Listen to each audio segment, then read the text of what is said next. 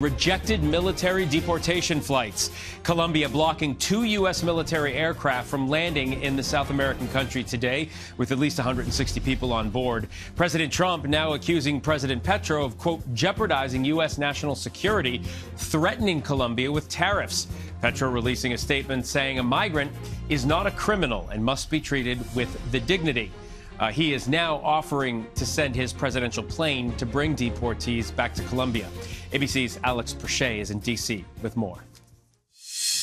Hey, Phil. Yeah, this is President Trump really trying to make good on a campaign promise. If issue number 1 for him was the economy, issue 1B was immigration. And so you're seeing these giant shows of force really early into his administration. And even right now, I mean, the ICE, or Immigration and Customs Enforcement, is carrying out these targeted operations in Chicago, kind of similar to what we saw in the Northeast late last week, along with some federal partners.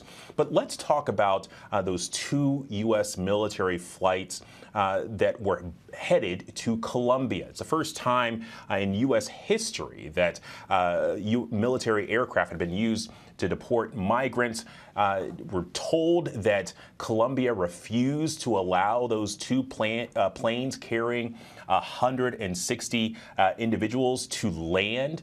President Trump countering and saying that the planes were actually given permission to land before they even took off. But we're hearing from the Colombian president, who is now offering via Twitter to send his presidential plane to bring deportees back to Colombia. He also notes in a tweet about rejecting the American military planes that Colombia would accept civilian deportation flights. So it seems to be a little bit of a war of words between the 2 leaders. But this is part of an ongoing kind of contentious immigration battle that the president President Trump is weighing with a lot of our allies. Now, the other thing that's going on into this week, we've got another round of these confirmation hearings. And the one to really kind of mark your calendar for Thursday, Tulsi Gabbard, who's up for the Director of National Intelligence, is set for a hearing there. It's going to be fairly contentious, possibly the most contentious that we've seen yet.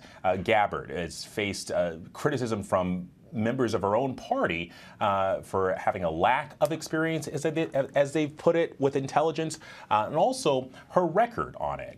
Back in 2017, she visited with Bashar al-Assad, the now ousted leader of Syria, twice, and then voiced skepticism about the reports that he was using chemical weapons on his own people, despite the U.S. intelligence that showed otherwise. Folks have questioned her. They've said that because of this, that she should not oversee the 18 intelligence agencies and the $100 billion budget that comes with this role. And Phil, a couple of other key hearings that are going on. We're going to have Kash Patel, who's looking to become the director of the FBI, and then also on the Hill for confirmation hearings is RFK Jr. this week for Secretary of Health and Human Services. So it'll be a busy week here in Washington.